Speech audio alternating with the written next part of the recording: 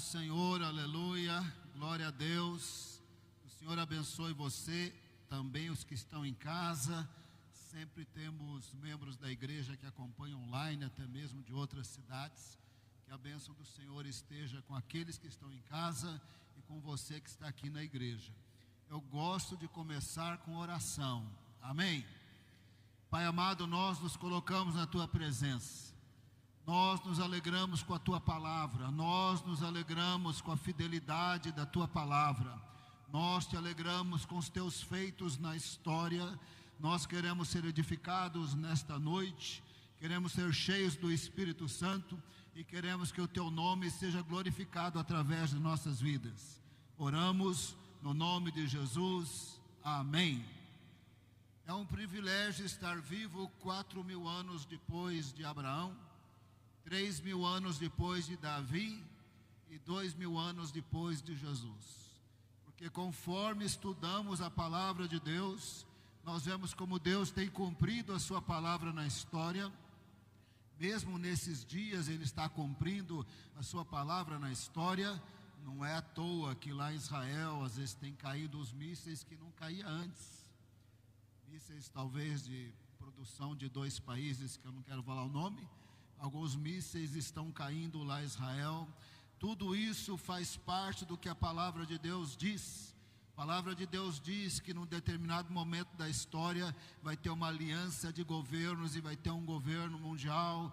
Vai começar a grande tribulação e Jesus, que está vivo, vai voltar em grande poder e glória.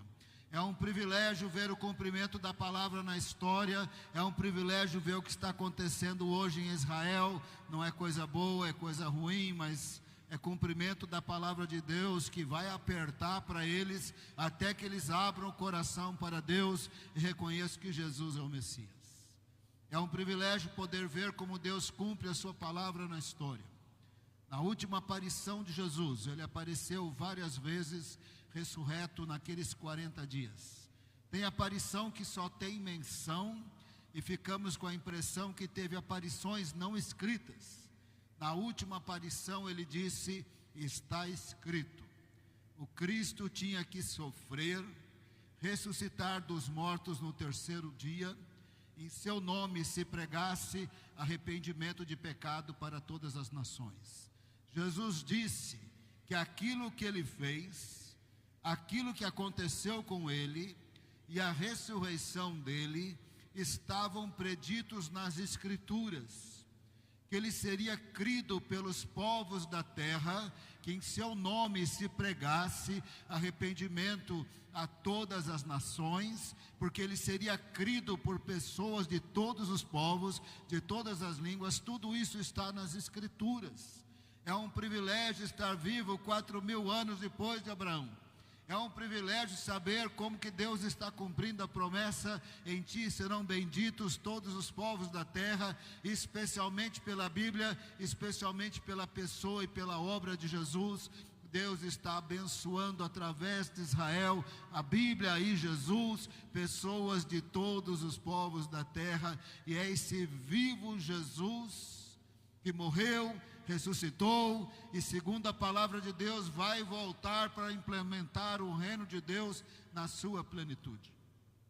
Ele apareceu primeiro para as mulheres que foram no túmulo. Nós não vamos entrar em detalhes porque que elas foram no túmulo logo cedo, mas elas foram. Chegando lá, os anjos falaram: Ele não está aqui, Ele está vivo. Elas se separam. Maria Madalena talvez desmontou e ficou por ali perto do túmulo. Aí Jesus apareceu para Maria Madalena com longa conversa ali no Evangelho de João. Aí Jesus apareceu para as outras mulheres que tinham ido no túmulo e talvez quando elas já tinham se encontrado com Maria Madalena, não temos muita certeza. E o recado era esse: fala para os discípulos que vai ter uma aparição na Galileia. Naquele mesmo dia, naquele mesmo domingo, Ele apareceu para Pedro. As pessoas dizem que Jesus teve um acerto de contas com Pedro. Em João 21, quando Jesus perguntou: você me ama 3 vezes? Eu penso que Jesus acertou as contas naquele domingo, porque teve uma aparição para Pedro. Nós não temos os detalhes, mas teve. Teve uma aparição para os 2 discípulos no caminho de Emaús. Aí eles foram até os outros discípulos, que estavam morrendo de medo, porque o Império Romano, quando matava um líder, matava também os discípulos, achando que eles eram revoltosos. Eles estavam escondidos no cenáculo. Quando chegam os 2 discípulos do caminho de Emaús e falam: Jesus está vivo, está escrito em Lucas 24. Nessa hora eles responderam: sabemos, ele já apareceu para Simão. É por isso que nós sabemos que teve uma aparição para Pedro, ainda que nós não tenhamos os detalhes. E no final daquele domingo, no final daquela tarde, Jesus apareceu para os outros discípulos, menos para Tomé. E eu estou presumindo que Matias estava no grupo, pelos relatos ali em Atos 1, de por que Matias podia se tornar o substituto de Judas. Então, ali no final daquele domingo, Jesus aparece para os demais, e parece que Matias já está no grupo, mas Tomé não estava lá. 8 dias depois, Jesus aparece para todos eles, quando ele fala: Tomé, pode pôr aqui o seu dedo nas minhas mãos aqui, que eu fui crucificado. Depois disso, houve um recado: nós vamos ter um encontro na Galileia. Lá foram todos eles para a Galileia, e o encontro da Galileia está em Mateus 28. Mateus 28, eles vão para um determinado monte, onde eles sempre se encontravam. Eles tinham um encontro marcado com Jesus, foi anunciado naquele primeiro domingo. Eles ficam mais uns dias na Judéia, quando teve a aparição, quando Tomé estava junto. Eles estavam com medo, eles estavam escondidos. Aí eles foram para a Galileia, quando Jesus aparece e diz: toda autoridade me foi dada no céu e na terra, ide, portanto, e façam discípulos de todas as nações, batizando-os em nome do Pai, do Filho e do Espírito Santo, ensinando-os a guardar todas as coisas que vos tenho ordenado. Eis que estou com vocês até a consumação dos séculos. Ali ele tem a aparição, ali na Galileia, no monte. E Paulo escreve em 1 Coríntios 15, que teve uma aparição para 500 pessoas. Todos os estudiosos pensam que essa aparição para 500 pessoas foi ali na Galileia, onde ele tinha a maioria dos seus discípulos. Mas pode ser que ele apareceu somente para os discípulos, como está em Mateus 28, e depois apareceu de novo para os discípulos, quando eles estavam reunidos com outros discípulos, dando um total de 500 pessoas. 1 Coríntios 15, o apóstolo Paulo também escreve que ele apareceu para Tiago, o meio irmão dele, não é o Tiago, filho de Zebedeu. O Tiago que se tornou líder da igreja em Atos 15, ele já era líder da igreja, porque o Tiago, filho de Zebedeu, foi morto em Atos 12. O Tiago, filho de João, irmão de João, filho de Zebedeu, foi morto em Atos 12. Agora o outro Tiago, de Atos 15, era o meio-irmão de Jesus, filho de José, filho de Maria. Ele se tornou líder posteriormente. É o Tiago que tem um livro ali perto de Apocalipse. Esse era meio-irmão de Jesus, teve essa aparição também. Teve aparição ali ao redor do mar da Galileia, quando Jesus assou o peixe e perguntou para Pedro se ele o amava 3 vezes. Jesus ressurreto comeu peixe 2 vezes. Quando ele estava com os discípulos de Emaús e quando ele estava ali em João 21. Jesus ressurreto podia aparecer, comer e desaparecer com o corpo e tudo, e comida e tudo. Que nem em Gênesis, que ele apareceu para Abraão com 2 anjos, comeu churrasco e desapareceu com churrasco e tudo. Jesus ressurreto pode fazer o que ele quiser, ele é o rei, ele é o Senhor, ele é poderoso. E ele comeu peixe 2 vezes. Vai ver que é por isso que você andou comendo peixe esses dias, mas não tem nada a ver com o que você pensa que está escrito na Bíblia. Mas ressurreto ele comeu 2 peixes. Eles entenderam na Galileia que eles tinham que voltar para a Judeia. Ia ter um encontro na Judeia, e depois da Judeia, eles tinham que ficar na Judeia, em Jerusalém, até receberem o poder do Espírito Santo. Nessa última aparição de Jesus, Depois de 40 dias, várias aparições, algumas delas temos só menção. Apareceu para Pedro, apareceu para Tiago, apareceu para 500 pessoas, não temos os detalhes. Aí eles, nessa última aparição, perto ali de Betânia, em Betânia, que grudava ali com o Monte das Oliveiras, Jesus abriu o entendimento para que eles compreendessem as Escrituras, baseado na lei de Moisés, nos salmos e nos profetas.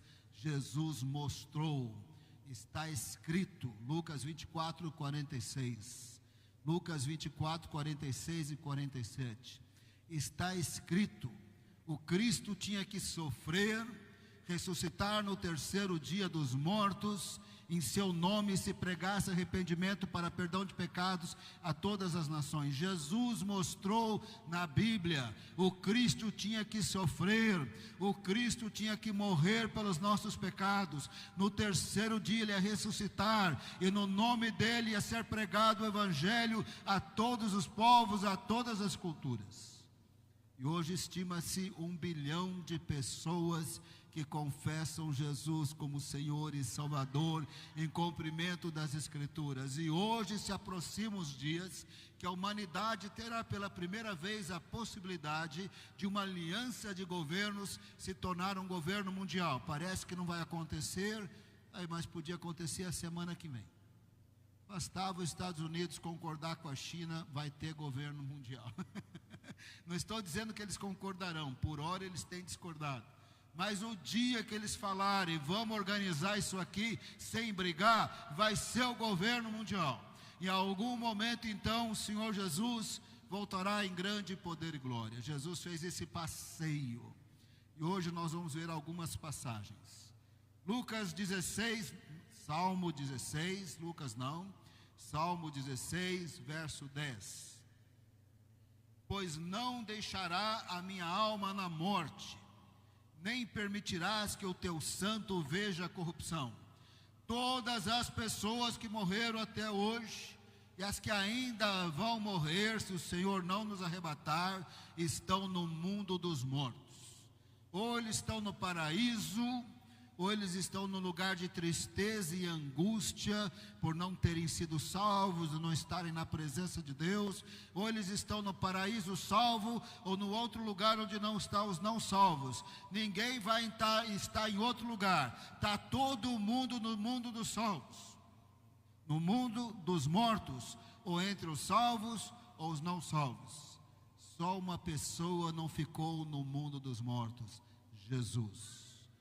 Mesmo que Lázaro tenha ressuscitado, ele morreu de novo. Só tem um que não está no mundo dos mortos. Está exaltado à direita de Deus Pai, ressurreto, vivo com poder e toda autoridade. Essa pessoa é Jesus. Não deixarás a minha alma na morte. Ele não está na morte. Ele está ressurreto à direita de Deus Pai. Nem permitirás que o teu santo veja a corrupção.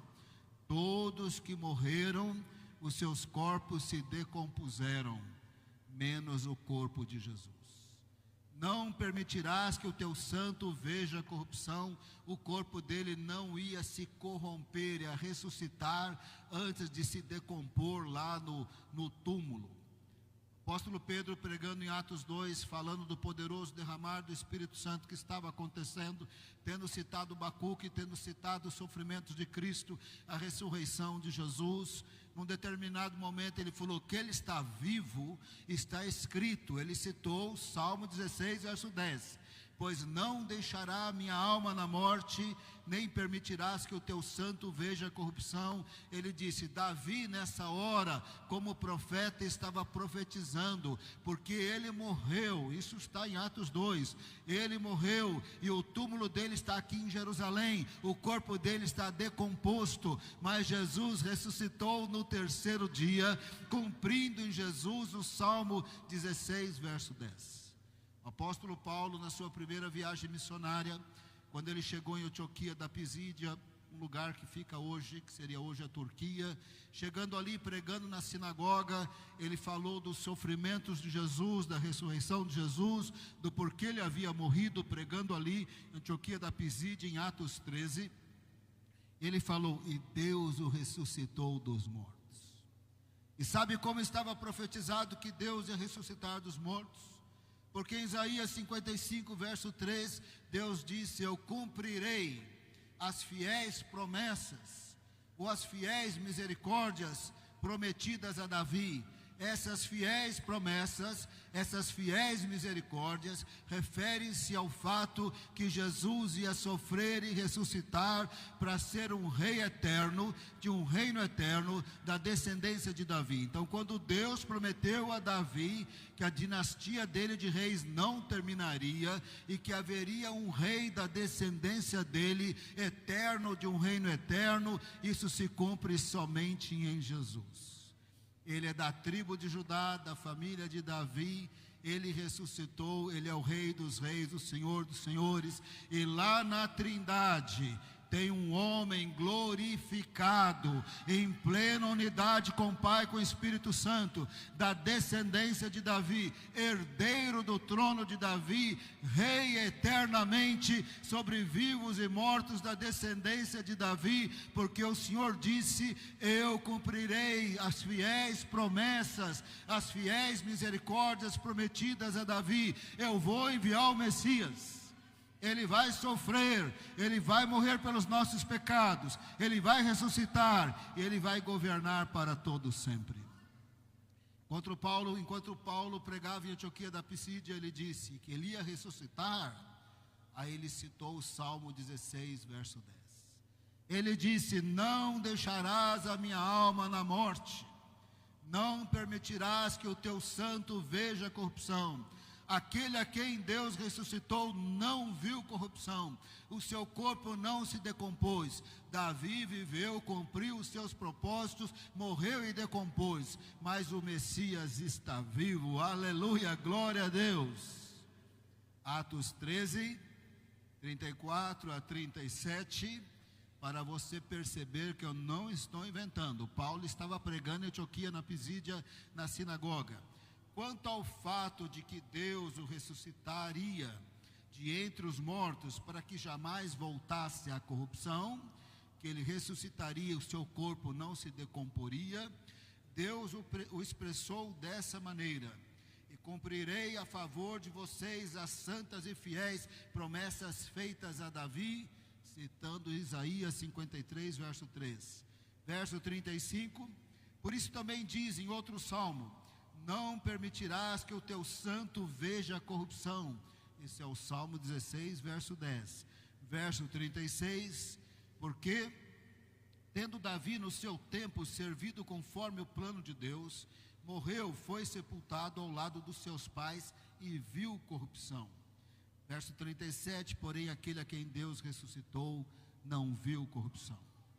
Ali em Betânia Jesus disse, está escrito, o Cristo tinha que sofrer, ressuscitar dos mortos no terceiro dia, em seu nome se pregasse arrependimento para perdão de pecados a todas as nações. Estava escrito aonde? Em muitos textos. Salmo 16, verso 10, citado por Pedro e por Paulo. Isaías 55, verso 3, quando Deus prometeu a Davi, em outros textos, muitos textos, não veremos todos, veremos só alguns aqui, não vai demorar tanto, o suficiente para entendermos o que Jesus disse, está escrito. O Cristo tinha que sofrer, ressuscitar no terceiro dia, que em seu nome se pregasse arrependimento para perdão de pecados a todas as nações. Só um pouquinho de retorno, um tiquinho de nada aí. Muito obrigado. Salmo 2 está profetizado os sofrimentos de Jesus, a ressurreição de Jesus, mas você vai precisar prestar atenção porque é profundo. Você é inteligente, você vai pegar. Depois desse sermão, se eu fizer a prova, você vai tirar 10, porque você é inteligente, você vai pegar. O Salmo 2 fala dos sofrimentos do Messias, profetizando que os não-judeus, os reis da terra, as autoridades, se levantariam contra o Senhor e o seu Messias, E os reis da terra que se levantaram contra o Messias, Pôncio Pilatos e Herodes Agripa, se levantaram contra o Senhor e o seu Messias. Está no Salmo 2. Nós não leremos todo, eu vou só citar. E o Salmo 2 diz que o Senhor dá risada que eles se levantaram contra ele. Sabe por quê? Jesus é eterno, Jesus é imortal, Jesus é um com o Pai e o Espírito Santo na Trindade.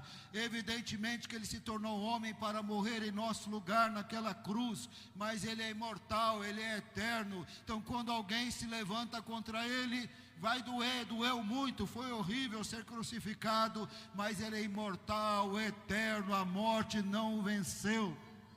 As autoridades se levantaram contra ele, contra o Senhor e seu Messias, ele deu risada. O verso 7 diz assim, é profundo. Salmo 2, verso 7. O rei diz: proclamarei o decreto do Senhor, ele me disse, você é meu filho, hoje eu gerei você. Aqui está profetizada a ressurreição de Jesus.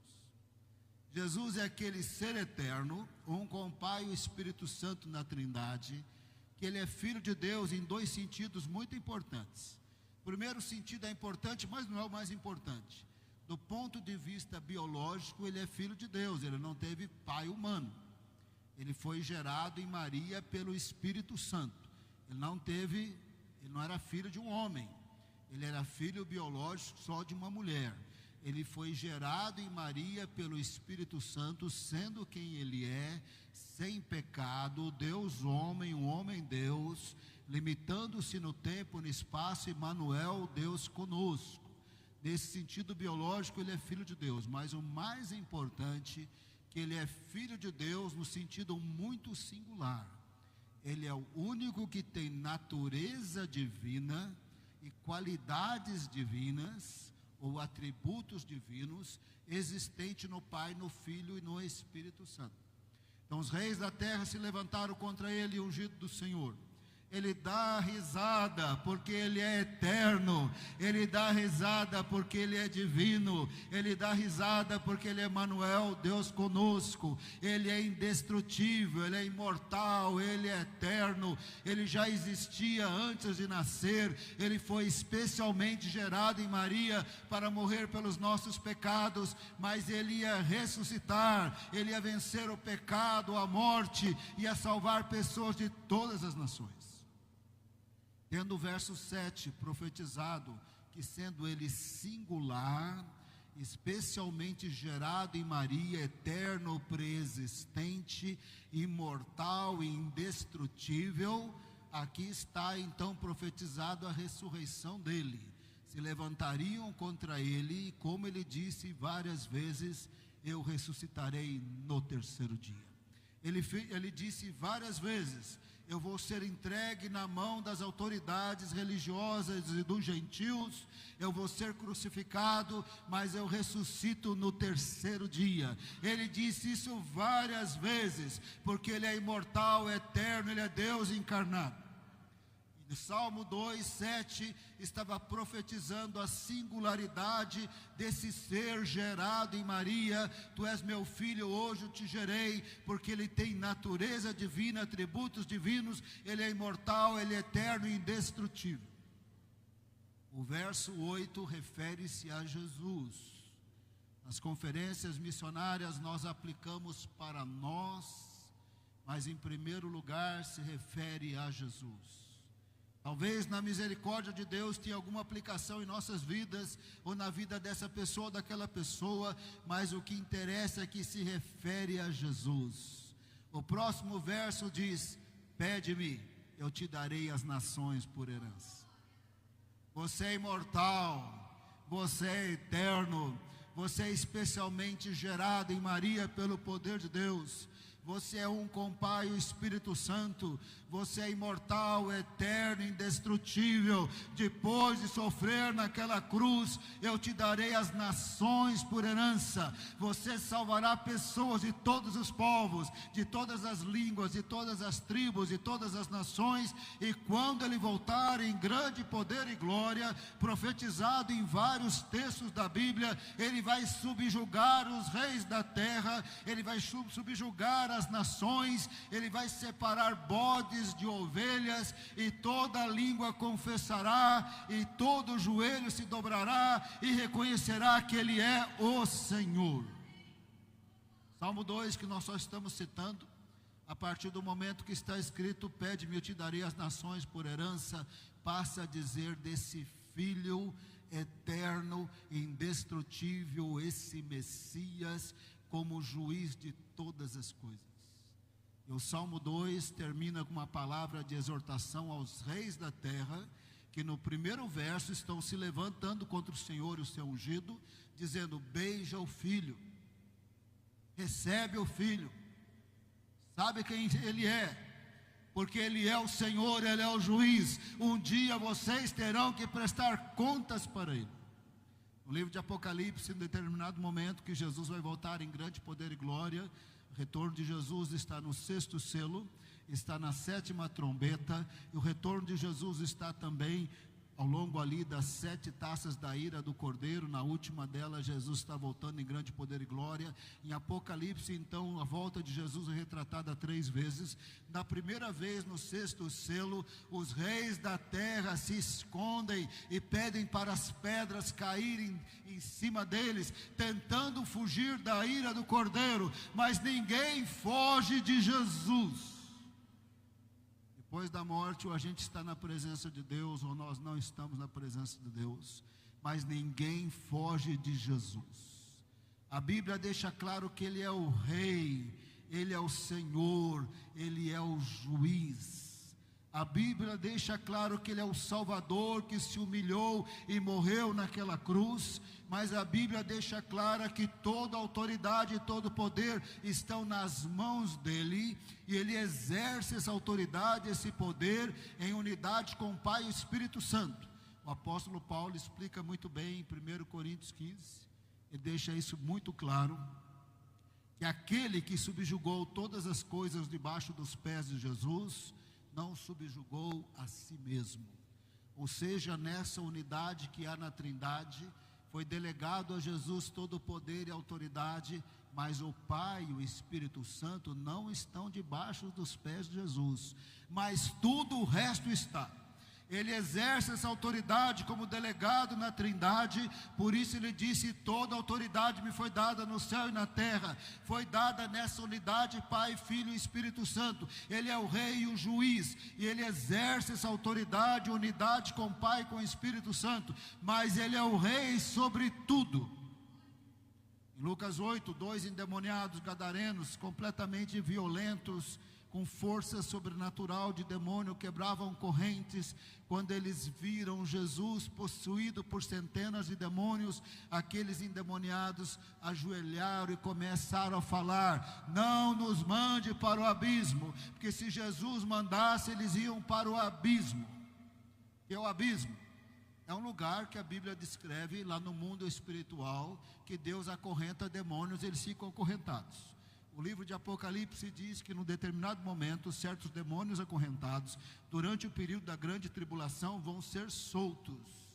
Mas se Jesus tivesse mandado para o abismo, centenas e centenas de demônios estariam acorrentados, porque Ele é o Senhor. Jesus é o Senhor, Ele recebeu todo o poder e toda a autoridade, Ele é o Senhor. Jesus disse antes de subir aos céus, está escrito: o Cristo tinha que sofrer, ressuscitar no 3º dia, em seu nome se pregasse arrependimento para perdão de pecados a todas as nações. Ele foi mostrando as profecias dos sofrimentos, as profecias da ressurreição. Ele também mostrou profecias de que seria crido por pessoas de todos os povos. A ressurreição de Jesus foi descrita por Davi no Salmo 22, presta bem atenção. A gente sempre pensa em Davi como um guerreiro, ele era guerreiro. A gente sempre pensa em Davi como um rei, ele era rei. Mas Davi é um dos grandes profetas das Escrituras, um dos grandes profetas. Como ele não tem o livro do profeta Davi, a gente esquece. Mas vários dos salmos de Davi, no determinado momento, são totalmente proféticos. Entre Davi e Isaías, os dois são os que mais profetizaram sobre Jesus. Não se esqueça disso. Davi também era profeta. No Salmo 22, num determinado momento, ele passa a descrever a paixão de Cristo. A linguagem dos opositores de Jesus, na linguagem figurada, são bois, são cães selvagens. Iam zombar de Jesus, passando no pé da cruz, balançando a cabeça e dizendo: salvou os outros, salva você mesmo. Confiou em Deus que Ele venha te livrar, que está no Salmo 22, está descrito nos Evangelhos. Está escrito no Salmo 22 que ele estaria fisicamente sem forças. Ele não teve força para carregar a cruz. Está escrito que ele estaria emocionalmente afetado, eu não vou dizer esgotado, mas Jesus falou várias vezes: a minha alma está angustiada. No Getsemane ele falou: a minha alma está triste até a morte. No Salmo 22 está profetizado que ele seria crucificado, perfurado, seus ossos não seriam quebrados, como estava profetizado em outro salmo. Soldados romanos, para apressar a morte de um crucificado, iam lá, quebravam as pernas. Lá no Evangelho de João, se aproximaram, viu que Jesus estava morto, não quebraram as pernas dele, sortearam as roupas dele. Jesus estava vestido em toda a paixão de Cristo. Quando chegou aos pés da cruz, eles tiraram toda a roupa de Jesus. Está escrito em João que eles tiraram a costura das roupas, da túnica. Acho que emendava a parte da frente com a parte de trás, imagino que seja assim. Um pedaço para você, um pedaço para mim. Está escrito no Evangelho de João. Mas a túnica vermelha, que não tinha costura nenhuma, eles lançaram sorte. Quem ganhasse na sorte ficava com a túnica, profetizado no Salmo 22. Salmo 22, verso 7. Salmo 22, verso 7.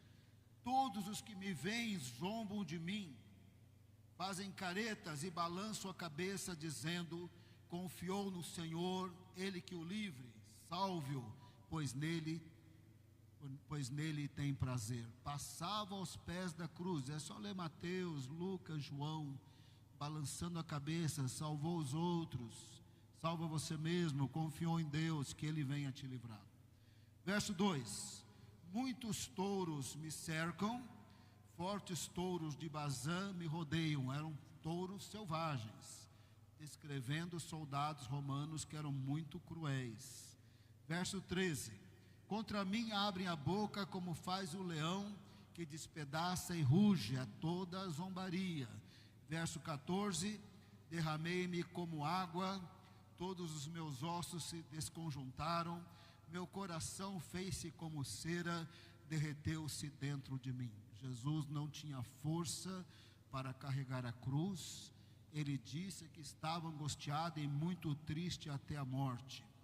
Verso 15, falando do esgotamento físico de Jesus: secou-se o meu vigor como um caco de barro, e a língua se me apega ao céu da boca, assim me deitas no pó da morte. Na cruz ele disse: eu tenho sede, e deram a Jesus vinagre para beber.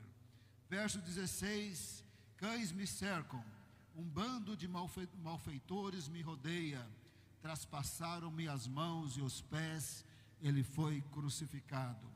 Verso 17: posso contar todos os meus ossos, os meus inimigos estão me olhando para mim, me encarando, nenhum osso dele foi quebrado. Verso 18: repartem entre si as minhas roupas, e sobre a minha túnica lançam sorte. Exatamente como está no Evangelho de João. Tiraram as costuras, dividiram as roupas, e essa capa vermelha tiraram sorte exatamente como está aqui. Em Betânia, Jesus disse: está escrito, o Cristo tinha que sofrer, ressuscitar no terceiro dia, que seu nome se pregasse arrependimento para perdão de pecados a todos os povos.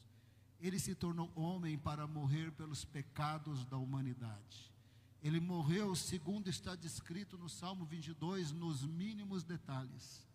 Ele morreu, conforme está em Isaías 53, pelos nossos pecados, nos mínimos detalhes.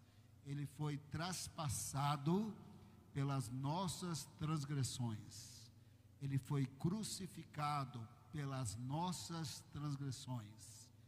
Se é pelas nossas transgressões, foi em nosso lugar. Ele foi moído pelas nossas iniquidades. Moído ou esmagado, depende da tradução, refere-se a todos os ferimentos físicos da paixão de Cristo. Deram um soco em Jesus, cuspiram em Jesus, açoitaram Jesus, chutaram Jesus, colocaram uma coroa de espinho com uma madeira, batiam na cabeça dele onde estava a coroa, dizendo: Rei dos Judeus, em zombaria. Exatamente como estava profetizado. Mas ele ressuscitou, ele está vivo. Está escrito, Cristo tinha que sofrer, ressuscitar no terceiro dia, ressuscitar dos mortos no terceiro dia, em seu nome se pregasse arrependimento para perdão de pecados a todas as nações. E ele vai voltar. Quando ele ressuscitou, ele que se tornou homem, humilhando-se no tempo e no espaço, ele recebe um corpo celestial que tem no mundo espiritual. Quando nós ressuscitarmos, nós teremos um corpo espiritual incorruptível, em poder e em glória, como está em 1 Coríntios 15, recebendo de Jesus esse corpo quando a 7ª trombeta tocar. Nesse corpo espiritual, ele mantém a forma humana. Quando Paulo viu Jesus, e quando eles descrevem Jesus, o seu cabelo é branco como a neve, seus olhos é como de fogo. Quando eles descrevem Jesus em glória, ele é indescritível. Paulo disse que ele brilha mais do que o sol. João, que teve uma visão de Jesus em glória, disse que ele brilha mais do que o sol, mas ele mantém uma forma humana. E a Bíblia diz que quando ele vier, um dos títulos dele é Filho do Homem, porque ele tornou-se homem para morrer pelos nossos pecados, mas ele é o Filho do Homem exaltado à direita de Deus Pai. Ele é o Filho do Homem em poder e glória, e ele vai voltar no fim da grande tribulação. Ele vai matar o anticristo e o falso profeta. Não vai ter luta, ele vai falar e eles vão cair mortos. Ele vai falar e os espíritos deles vão ser lançados no lago de fogo. Eles nem vão para o inferno, eles vão direto para o lago de fogo. Uma outra ocasião eu especulo o que a teologia diz sobre o lago de fogo, mas coisa boa não é, nós não vamos entrar nesse assunto.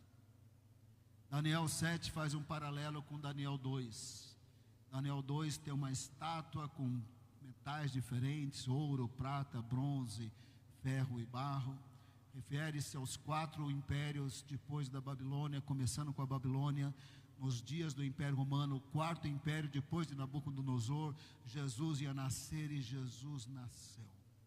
Daniel 2 diz que nasceu este rei de um reino eterno, que nunca mais vai acabar, nunca mais vai terminar. O reino dele nesse mundo de trevas cresce como semente de mostarda e vai ter a sua plenitude na segunda vinda. Daniel 7 faz um paralelo com Daniel 2, só que agora não é estátua, são bichos. Babilônia foi descrita como um leão que tinha asas, caiu, foi humilhado e passou a andar como homem. Refere-se a Babilônia e ao fato que Nabucodonosor perdeu a mente, voltou a ter a mente. É uma longa história. O segundo império, descrito por um urso desengonçado, uma parte maior do que outra, referindo-se ao império medo-persa, sendo que os persas eram mais poderosos que os medos. Então o urso era meio desengonçado, uma parte é maior do que a outra. O terceiro império, descrito por um leopardo com asas e 4 cabeças, é o Império Grego, que depois da morte de Alexandre o Grande, o império dele se dividiu em 4, não vamos entrar nos detalhes. O último império é um bicho feio que dói, não parece com leão, não parece com leopardo, não parece com urso, não parece com nada, feio que dói, com dentes de ferro, ia despedaçando tudo, com as suas patas, e com as suas unhas também, o que não destruiu comendo, destruía com as patas. E ali em Daniel 7 deixa claro que esse bicho muito feio tem 7 chifres, e quando descreve, isso é uma linguagem figurada, lógico, e quando descreve, quando dá a interpretação, refere-se a um governo mundial que é uma aliança de 10 reis. Este governo vai ser o pior período da história da humanidade, presta bem atenção, nunca teve um império mundial. Teve o império dos Incas, dos Maias, dos Aztecas, não era mundial. Teve o império dos Sumérios, dos Assírios, dos Babilônios, dos Medo-Persas, dos Gregos, dos Romanos, nenhum foi mundial. Teve o impérios da China, teve o império da Igreja Católica, num determinado momento a Igreja Católica era um império, mas também não foi mundial. Teve o Império Britânico, com bastante influência na África, na Ásia, e ilhas aqui da América Central, que falam inglês até hoje, Guiana inglesa e tudo mais, mas também não foi Império Mundial. Império Português, Império Espanhol, também não foi mundial. O Império Estados Unidos, lutando contra a Rússia, também não foi mundial. Agora, Estados Unidos, nessa tensão com essa China cada vez mais poderosa, também não é mundial. Mas desde os dias que Daniel profetizou, há 25 séculos atrás, vai ter o império mundial e vai ser horrível. Quando ele surgir, vai ser horrível. Mas no fim desse império, o nosso vivo e Senhor Jesus voltará em grande poder e glória, e o reino de Deus vai ter a sua plenitude. Ele virá nas nuvens em poder e glória.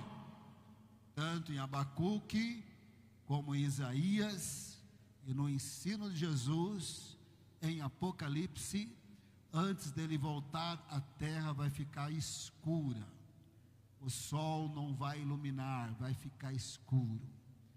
Jesus vai aparecer nas nuvens, refletindo a glória de Deus. Ele brilha mais do que o sol, ele vai aparecer nas nuvens, refletindo a glória de Deus. A igreja glorificada e os anjos do Senhor vão refletir a glória de Deus. Jesus vai aparecer aqui, a glória de Deus vai iluminar o planeta Terra. Essa parte aqui está meio no escuro. E Jesus disse, será como um raio do Oriente ao Ocidente.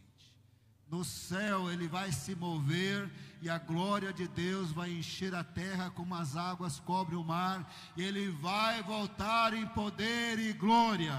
Daniel 7, 13 e 14. Daniel 7, 13 e 14, no finalzinho, o bicho feio já fez as coisas ruins que tinham que fazer no capítulo 7, agora é a hora do juízo, é a hora de Jesus voltar, é a hora da plenitude do reino de Deus. Daniel 7, 13, eu estava olhando nas minhas visões da noite, eis que vinha com as nuvens do céu alguém como um filho do homem, é Jesus em glória, ele vem nas nuvens do céu. Ele se dirigiu a um Sião de dias, é o Deus Pai ali na unidade da Trindade, e fizeram chegar até ele. Há uma decisão, agora é hora de você voltar, é hora de acabar com esse negócio. Verso 14, foi-lhe dado o domínio, a glória e o reino, para que as pessoas de todos os povos, nações e línguas o servissem. O seu domínio é domínio eterno, que não passará, e o seu reino jamais será destruído. Aleluia, ele está vivo, é ele que batiza com o Espírito Santo, é ele que cura, é ele que salva, é Ele que chama, é Ele que envia, é Ele que glorifica o nome dEle, e Ele continua invadindo a história. A conversão bonita de Paulo continua acontecendo, pessoas continuam tendo encontro real e pessoal com Jesus, continuam sendo cheias do Espírito Santo, tendo aquela explosão de alegria dentro delas, por causa da presença de Deus, porque em Jesus os seus pecados foram perdoados, e agora em Jesus eles podem ser cheios do Espírito Santo, eles podem ter a alegria do Senhor. Ele continua operando, ali no livro de Atos ele está operando, no meio de perseguições, tribulações, ameaças, ele estava operando, e ele continua operando. Ele continua salvando ricos e pobres e pessoas de todas as línguas e de todas as nações, mas nós temos que convidá-lo.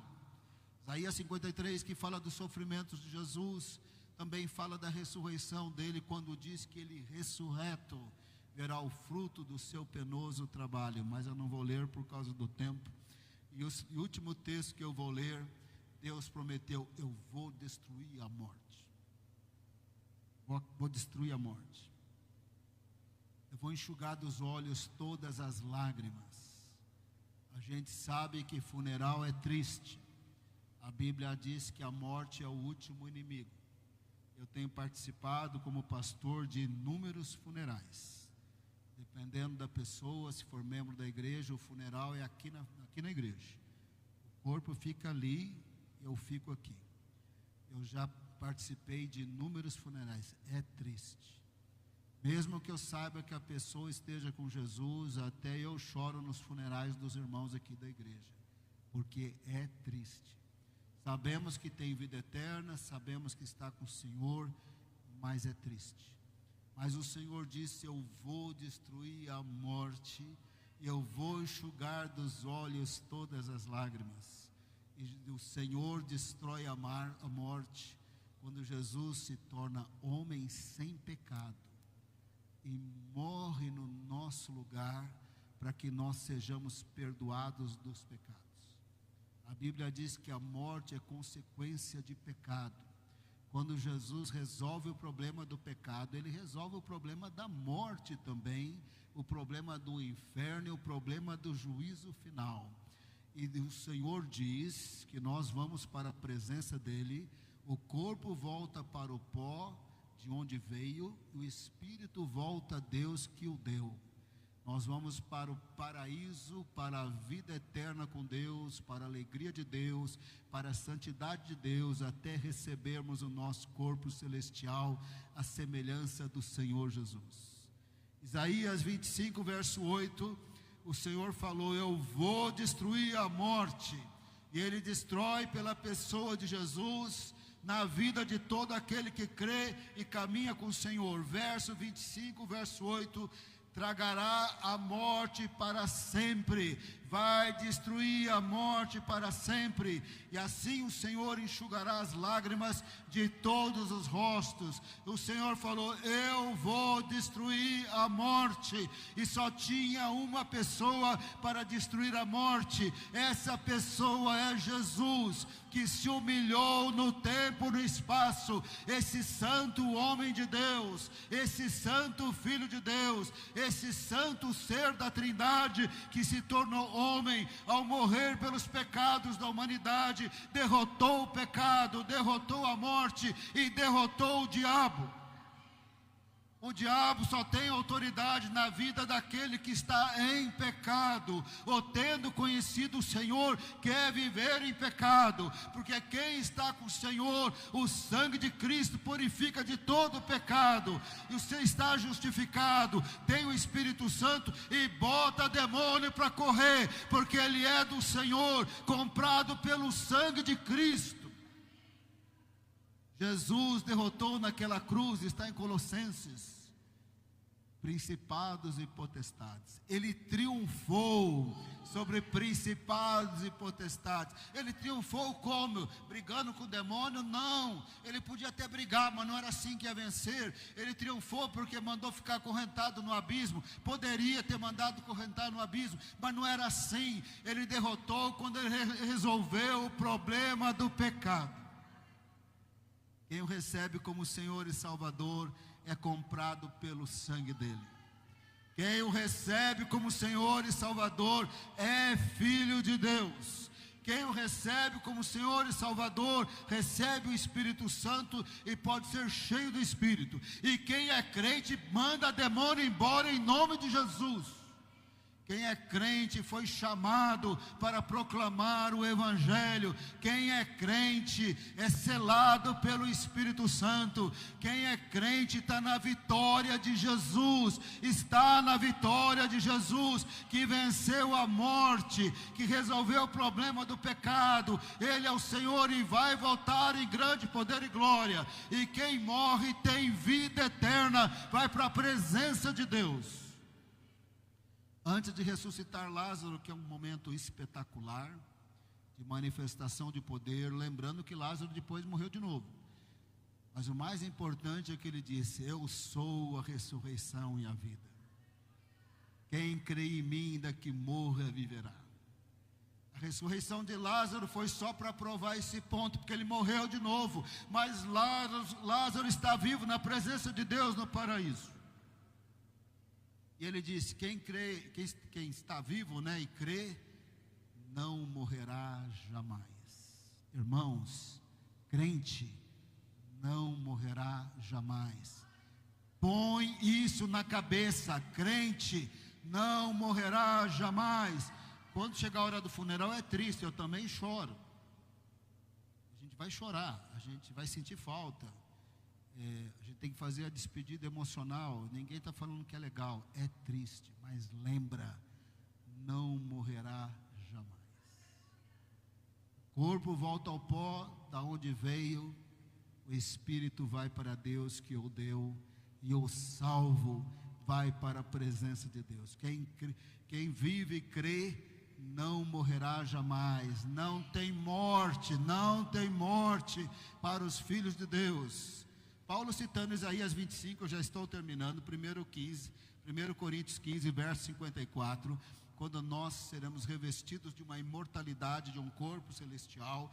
1 Coríntios 15, verso 54, e quando este corpo corruptível, esse corpo que envelhece, tem doença e morre e decompõe no cemitério, lembra que o santo do Senhor não veria corrupção, ele ressuscitou antes disso, mas os nossos corpos veem decomposição. E quando este corpo corruptível se revestir de incorruptibilidade, que nós receberemos corpos celestiais que não envelhecem e não ficam doentes. E o que é mortal se revestir de imortalidade. Então se cumprirá nas nossas vidas a palavra que está escrita: tragada foi a morte pela vitória. A morte está destruída em Cristo Jesus para sempre. Paulo faz uma paráfrase aqui com Isaías e Oséias. Em Oséias está escrito: morte, cadê as suas pragas? Lembra que os profetas tinham muitas figuras de linguagem. Morte, cadê as suas pragas? Cadê a sua destruição? Inferno, cadê a sua destruição? Agora em Cristo Jesus, que resolveu o problema do pecado, a morte não tem destruição na vida do crente. Ele vai para Deus e ele tem vida eterna em Cristo Jesus. 1 Coríntios 15, verso 55, Paulo está parafraseando Oséias. Onde está a morte, a sua vitória? Cadê a sua destruição? Cadê a sua praga? Cadê o seu poder? Você foi derrotado em Cristo, aleluia. Em Jesus temos vida eterna. Vamos viver com o Senhor para sempre. Onde está a morte, o seu aguilhão, o seu ferrão? Verso 56, o aguilhão da morte é o pecado. E Jesus acabou com o ferrão da morte, que é o pecado. A morte não tem ferrão contra nós. E o Cristo, está escrito, Cristo tinha que sofrer para resolver o problema do pecado, ressuscitar dos mortos no terceiro dia, está vivo. Em seu nome se pregasse arrependimento de pecado para todas as nações. É por isso que nós treinamos em missionários. É por isso que nós enviamos missionários, porque Ele é o Salvador de pessoas de todos os povos, tribos, línguas e nações, porque em Cristo Jesus o Senhor eliminou o ferrão do pecado, da morte, que é o pecado. Em Cristo Jesus temos vida eterna, aleluia. Isso é celebrar Páscoa. Nada contra o coelhinho, isso é uma tradição inofensiva, nada contra comer chocolate, que não é muito saudável, mas nada disso é Páscoa. Páscoa é vivo Jesus, é a palavra de Deus cumprida, o Salvador do mundo. Eu quero orar por vocês, onde você está. Se você puder ficar em pé, onde você está, eu vou orar por você. Mas eu quero convidar você fazer a sua oração. Enquanto eu estiver orando, você ora também, fale com Deus. Jesus está vivo. Ele habita em nós pelo Espírito Santo. Deus está aqui conosco. Quando eu estiver orando, fala com Deus. Quando você estiver falando com Deus, você vai perceber a presença dEle e a voz dEle em você. Não fica ouvindo como se fosse um programa de televisão. Isso aqui não é programa de televisão. Eu não sou youtuber, eu não sou influencer. Então você não está assistindo nada passivamente. Enquanto você está ouvindo, o Espírito Santo está tocando o seu coração. Você não está ouvindo a influência daqui. Eu não sou influencer. Também não sou jornalista, nada. Quando eu estiver orando aqui, você se coloque na presença de Deus e ora. O Espírito Santo quer te tocar. O Senhor quer ouvir a sua voz. Deus quer tirar de você todo o medo da morte. Todo o medo da morte. Não é que vamos morrer logo, não. Vamos viver muitos anos para a glória de Deus. Mas crente não pode ter pavor da morte, porque nós temos vida eterna em Cristo Jesus. Crente tem que saber o que Jesus veio fazer, o resultado da obra dele em nossas vidas. Quando eu estiver orando, faça a sua oração particular. Se tem pecado para confessar, peça perdão. Se tem alguém para perdoar, perdoa. Deixa o sangue de Cristo te purificar. Deixa o Espírito Santo te renovar. Deixa Deus falar para você no silêncio do seu coração que Ele te ama e não desistiu de você. Deixa Deus falar com você que Ele quer andar com você ao longo dessa semana e dos anos de sua vida. Que você não precisa se sentir sozinho ou abandonado, porque Ele te ama e Ele está com você. Enquanto eu estiver orando, faça a sua oração também. Pai amado, nós nos colocamos diante da Tua presença e nós estamos maravilhados. Tem tantos outros textos, mas estamos maravilhados. O Cristo tinha que sofrer para acabar com o aguilhão, com o ferrão da morte, que é o pecado. Mas Ele ressuscitou dos mortos no terceiro dia. Ele é o Senhor. Ele vai voltar em grande poder e glória. É Ele que chama missionários. É Ele que capacita missionários para que o Evangelho seja pregado a todas as nações, até que Ele venha em grande poder e glória. Pai amado, agora encomenda o Teu povo, a Tua igreja, ao Teu Espírito Santo. Talvez no silêncio de suas vidas eles não falam para ninguém, mas têm convivido com certa tristeza, com certo desânimo, certa incredulidade. Talvez eles não tenham coragem de pedir ajuda, de pedir oração, e eles estão pondo aquela máscara, mas aquela máscara cansa, aquele fingimento cansa. Pai amado, olha o coração do Teu povo. Ouve a oração do Teu povo. O Senhor não disse que nós não teríamos aflições, mas o Senhor disse que estaria sempre conosco. O Senhor disse que estaria sempre conosco. Que o Teu povo possa perceber o Teu amor, a Tua presença, o Teu cuidado no meio da tribulação, no meio da aflição, no meio da situação insolúvel, do trabalho, da família, daquele parente que não se converte, da dor de cabeça.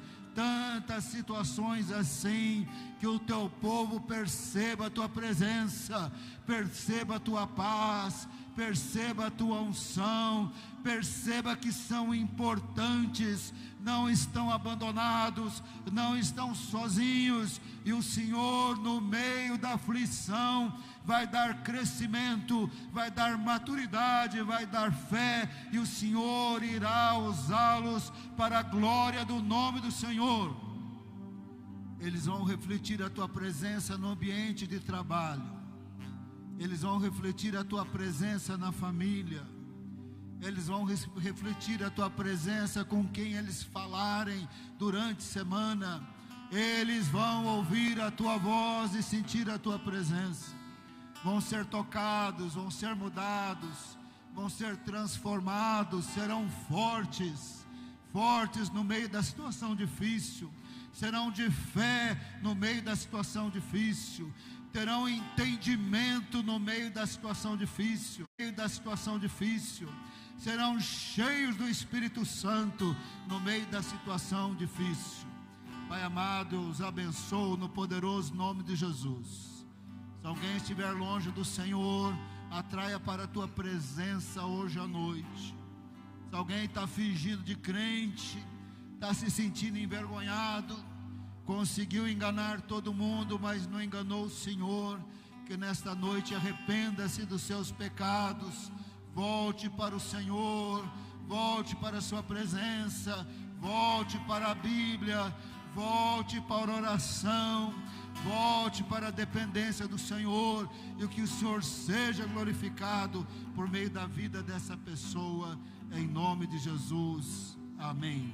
Glória a Jesus. Show os céus pra me encontrar, aqui não é o seu lugar, um amor assim o mundo não conheceu.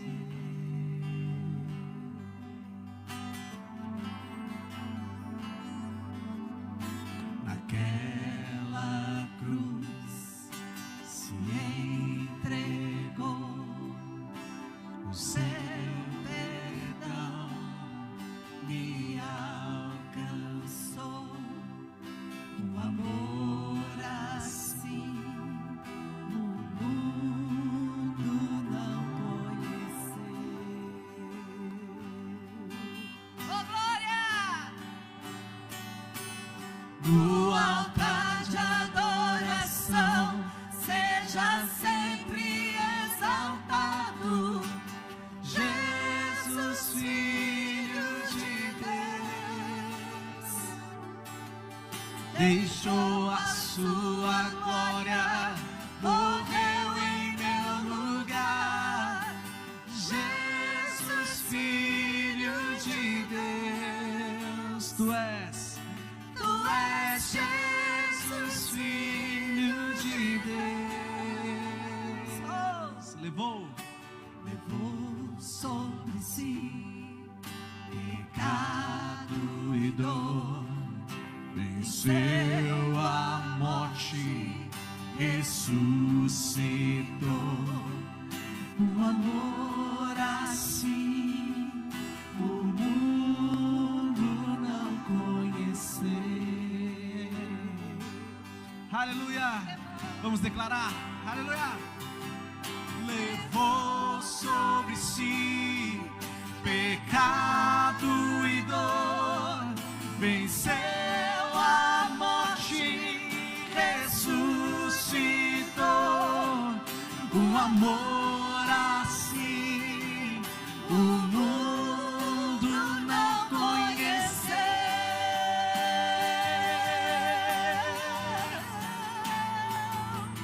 No altar de adoração, seja sempre exaltado, Jesus, Filho de Deus,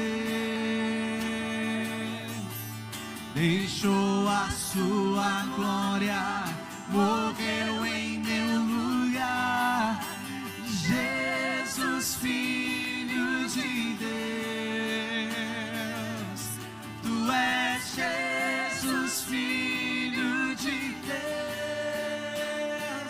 seja exaltado, engrandecido. Teu nome é santo, poderoso é, e não há nada que apague o seu amor. Glória. A cruz me libertou, a cruz me libertou, a cruz me libertou, a cruz, declare isso, a cruz, declare isso, a cruz me libertou, obrigado, a cruz me libertou, a cruz me libertou, a cruz me libertou. Declara então. No altar de adoração, seja sempre exaltado, Jesus, Filho de Deus. Deixou a sua glória, morreu em meu lugar. Jesus, Filho de Deus. Tu és Jesus. Tu és Jesus, Filho de Deus. Para terminar, diga: seja exaltado. Seja exaltado, engrandecido. Teu nome é santo, poderoso é, e não há nada que apague o seu amor. A cruz me libertou. Obrigado, Deus. A cruz me libertou. Obrigado, Senhor. A cruz me libertou. A cruz me libertou. Aplauda ao Senhor, nosso Deus. Oh, glória. Nesse próximo sábado, o pastor Peter Austin vai pregar sobre a redenção dos judeus. O Evangelho é o poder de Deus para a salvação, primeiro do judeu e depois do grego. Jesus veio também para os judeus. Ele vai falar da redenção de Jesus para o judeu. Pastor Peter Austin, sábado às 18h30. Quando você chegar, estaciona próximo da cerca, próximo da parede verde, para ficar espaço para algum carro entrar e sair do Vale da Bênção, aqui entrar e sair pelo vale, né, sem atrapalhar o trânsito. Terminando o culto, se você precisa de oração, vem à frente que os pastores vão orar por você. Pastor Ailton, pastor Paulo, outro pastor que estiver por aqui, não estou enxergando, vem o pastor Rogério, vem à frente, nós vamos orar por vocês, amém? A graça de Jesus, o amor de Deus, a comunhão do Espírito Santo esteja conosco desde agora e para sempre, amém. Glória a Deus. Deus abençoe, boa semana. Vem à frente, nós vamos orar por quem precisa de oração. Os pastores da igreja vão estar aqui e vão orar. Se você precisar, uma situação mais séria, complicada, vem à frente. Boa semana, Deus abençoe.